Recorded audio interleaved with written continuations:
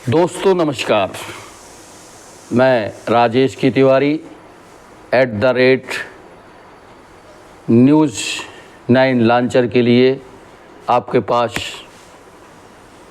आपकी अपनी बात पहुंचाने के लिए आप हमारे चैनल से जुड़े रहें, शुरू से अंत तक हमारी खबरों पर बने रहें। इसे लाइक करें, शेयर करें, सब्सक्राइब करें और कमेंट बॉक्स में जाकर ज़रूर हमें अपने बेशकीमती मत और सुझाव दें। हमारा प्रयास रहेगा कि निष्पक्ष तरीके से जो देश, प्रदेश, ज़िले, राज्यों में घट रहा है उस पर हमारी एनालिसिस रिपोर्टें तो होंगी ही, साथ ही एक अलग हट के हम आपको वो कलेवर परोसेंगे जो शायद अन्य यूट्यूबरों के द्वारा आप तक नहीं पहुंचाई जाएगी। सो दोस्तों, हम बात करते हैं विदिन पिछले दिन जो देश में हुए विधानसभा के उपचुनाव के परिणामों को लेकर। यद्यपि जो परिणाम आए हैं वो सत्ताधारी एनडीए गठबंधन के लिए चौंकाने वाले हैं और शायद मैं दर्शकों को बताना चाहता हूं कि अब उनकी उल्टी गिनती इस देश में शुरू हो चुकी है। वानगी के तौर पर मैं बताना चाहता हूं कि विधानसभा के 4 राज्यों में हुए चुनाव में 13 विधानसभा सीटों पर जो उपचुनाव हुए हैं,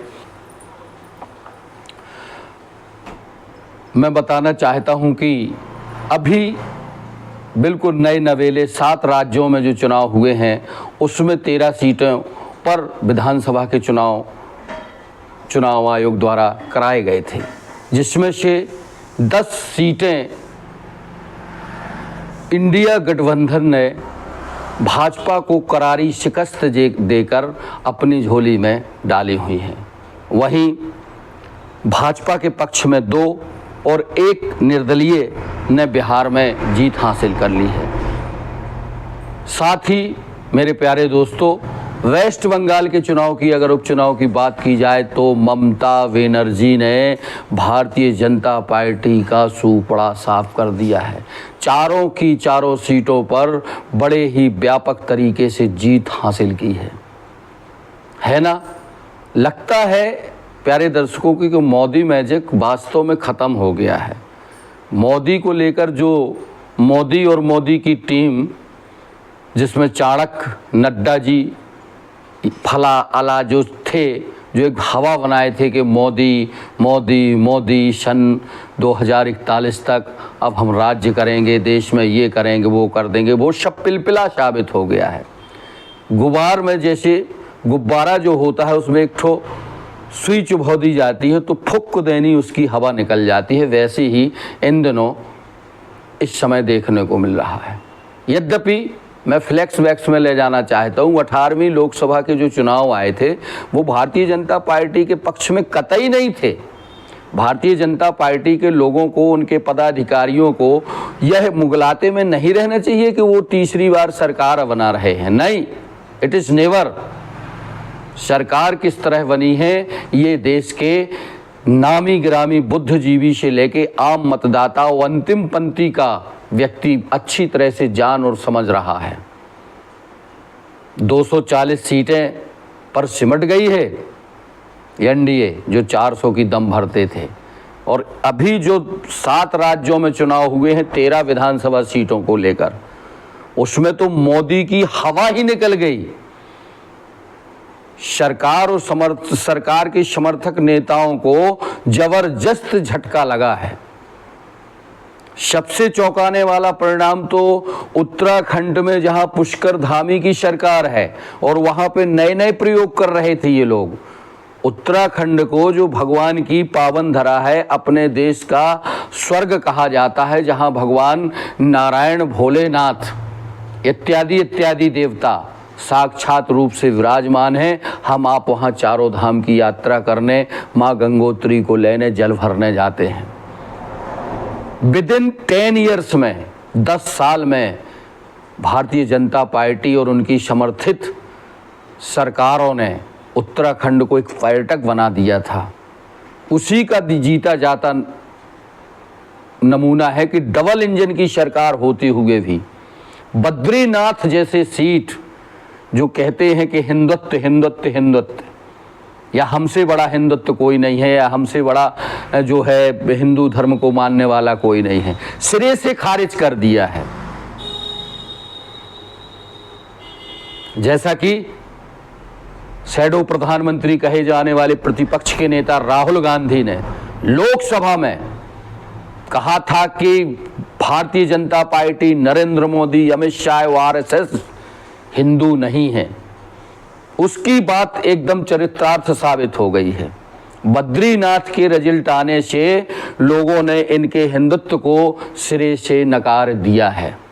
इनका जो एक नैरेटिव रहता था कि हम धर्म की आड़ में हिंदुओं को वो करके विभाजित करके उनके मत लेते रहेंगे और उनको सब्ज बाग दिखाते रहेंगे, अच्छे दिनों का प्रलोभन देते रहेंगे, ना नौकरी देंगे, ना महंगाई कम करेंगे, ना ही स्थानीय मुद्दों को वो करेंगे, केवल मोदी मोदी मोदी मोदी चलाएंगे तो जीत जाए, कतई नहीं।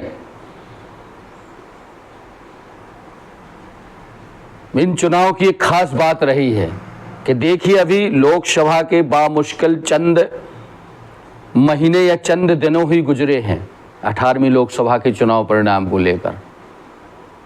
अगर उन चुनावों में गफलती ना हुई होती, इलेक्शन कमीशन ने कहीं ना कहीं बेईमानी ना की होती, बदयांती ना की होती, तो यह सरकार पुनः सत्ता में इनका गठबंधन नहीं आता।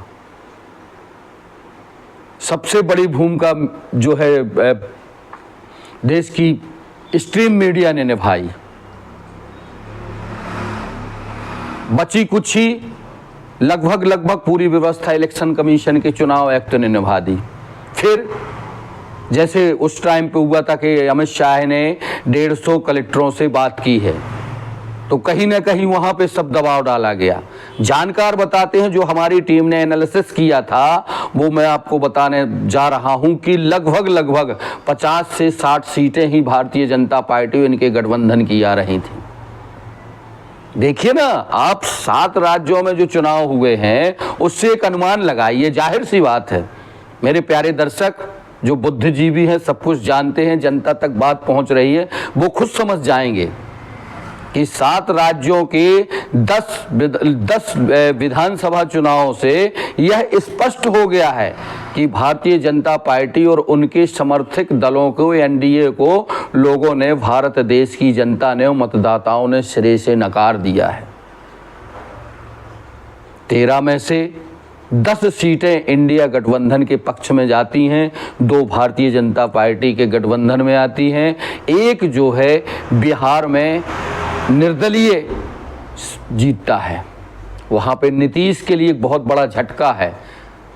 प्यारे दोस्तों, नीतीश बस के लिए झटका नहीं है, वहाँ पे तेजस्वी यादव की जो पार्टी है उसके लिए भी कहीं ना कहीं झटका है।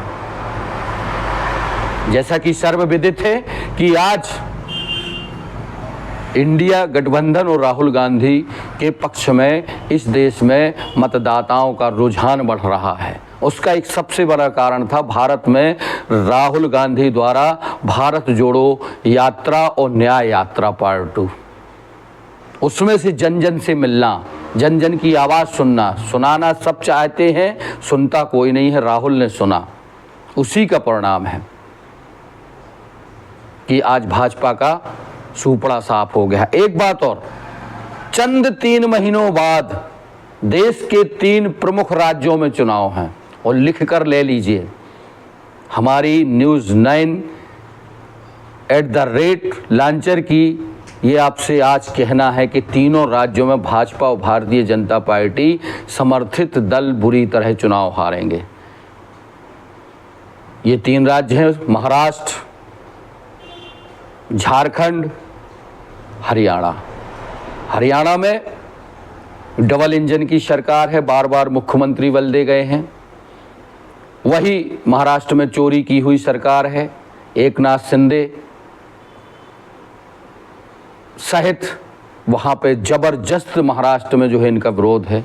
तीसरा झारखंड को ले लीजिए आप। झारखंड के पूरे लोकसभा चुनाव में वहाँ के आदिवासी सीएम जो है शिबू सोरेन के लड़के हेमंत सोरेन को इन्होंने लगातार 6 महीने 5 महीने जेल में रखा। वहाँ भी ये बुरी तरह हार रहे हैं।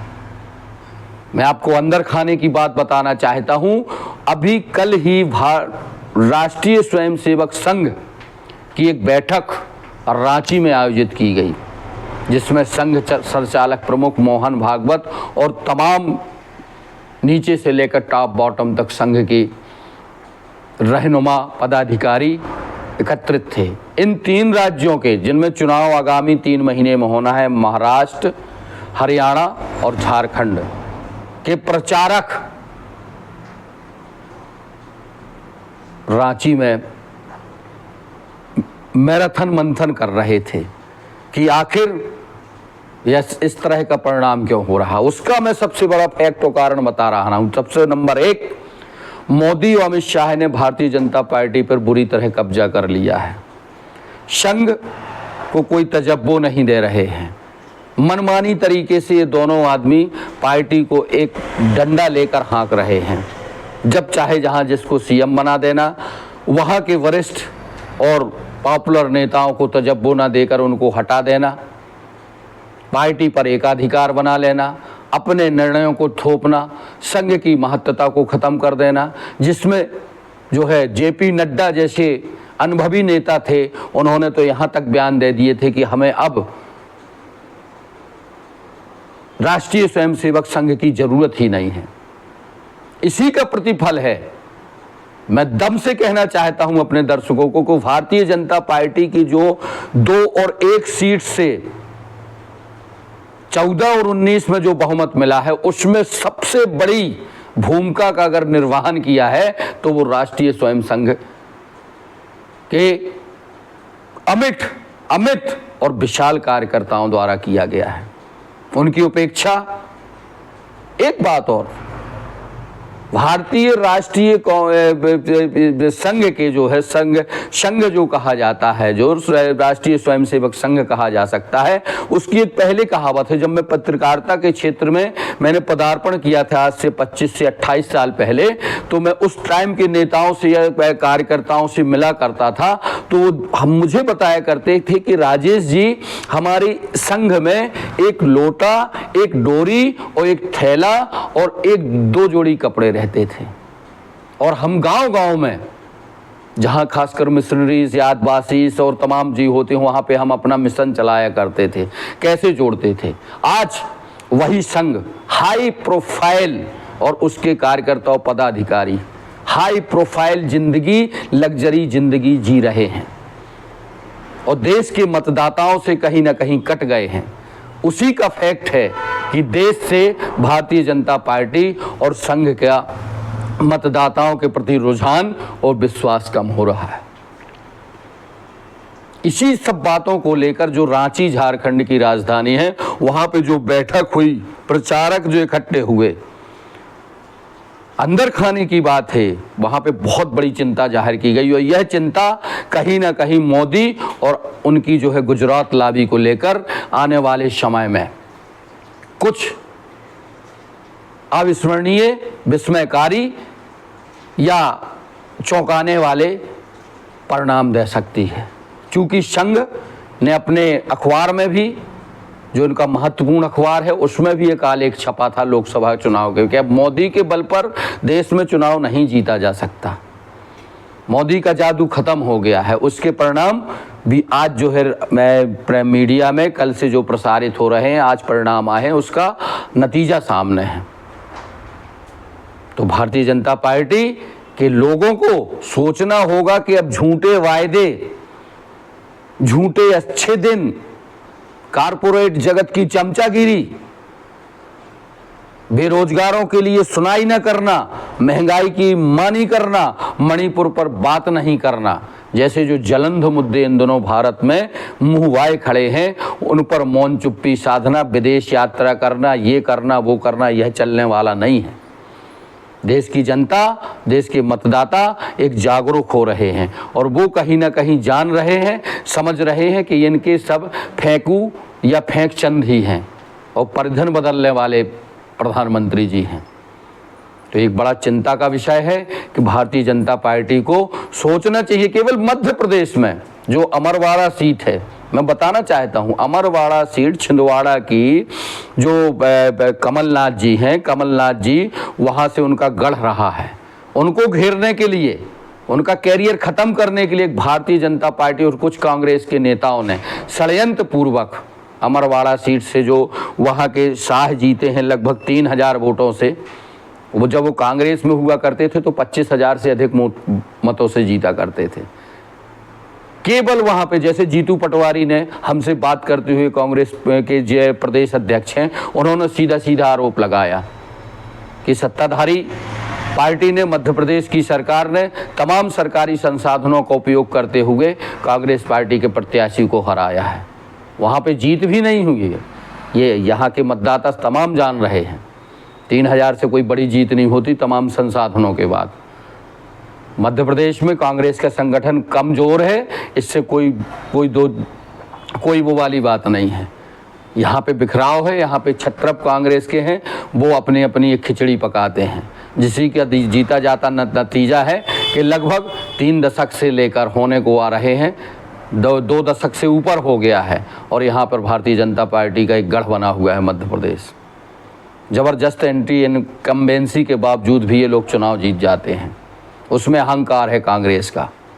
पर बात हो रही थी 7 राज्यों की 13 विधानसभा सीटों के परिणामों को लेकर, तो यह भाजपा के लिए एक सोचने के लिए और उनके गाल पर करारा तमाचा है कि डबल इंजनों की सरकार होते हुए, बिहार में इनकी डबल इंजन की सरकार, उत्तराखंड में इनकी डबल इंजन की सरकार और जहाँ जहाँ अन्य तरीके से हुए हैं, आज भाजपा का सूफड़ा साफ हो गया है। और देश के मतदाताओं ने मन बना लिया है कि अब हम इनके झूठे भ्रम में या इनके दिखाए गए बताए गए सब्जबाग में आने वाले नहीं हैं। अगर निष्पक्ष तरीके से चुनाव हो जाए देश में, तो ये मेरा दावा है, मेरी टीम ने इस पर काम किया है, बैलेट पेपर से अगर चुनाव हो जाए तो भाजपा को शायद 1 या 2.5 अंकों पर ही सीटें मिलेंगी। पर सुगबुगाहट है, मन बदल रहा है और लोगों का रुझान भी सामने आ रहा है। दोस्तों, बहुत बहुत शुक्रिया, बहुत बहुत शुक्रिया। देखते रहें।